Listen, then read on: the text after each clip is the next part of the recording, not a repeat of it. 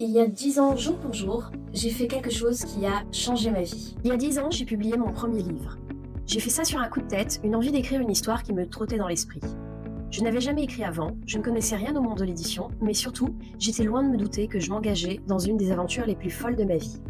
J'ai publié mon premier livre, The Wedding Girl, sans en parler à personne. Je ne me souviens pas exactement de mon état d'esprit à ce moment-là, mais je me rappelle m'être dit, si 2 personnes le lisent d'ici 6 mois, peut-être quelqu'un acceptera de me faire un retour. 3 jours plus tard, j'étais dans le top 100 des ventes Amazon, j'ai pas trop compris. Ce premier livre était loin d'être parfait, mais il a trouvé son public. Vous vouliez une suite, je me suis prise au jeu, un deuxième est sorti, puis un troisième, et là, au 4e, tout s'est emballé. Une maison d'édition m'a contactée, j'avais même pas envoyé de manuscrit, ils m'ont publié. J'ai commencé à faire des salons, j'ai appris à me professionnaliser, je me suis entourée.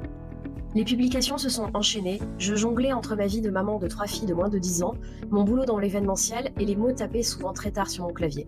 À tel point que j'ai dû faire un choix, et j'ai fait celui de me consacrer à ce métier passion, l'écriture. Heureusement pour moi, j'ai rencontré des consoeurs, des confrères qui m'ont conseillé, aidé, motivé et poussé à donner le meilleur de moi-même. Certains sont même devenus des amis, avec qui on a nos petites traditions. J'ai collaboré avec d'autres autrices, à 4 mains ou dans des univers communs.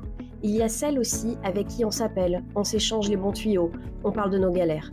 Mes amis me demandent parfois si je ne me sens pas seule. C'est impossible. J'ai autour de moi des tas de personnes formidables sur qui je peux compter pour les moments de doute comme de joie. Et puis, être autrice, que ce soit en maison d'édition ou indépendante, c'est loin d'être une aventure solitaire.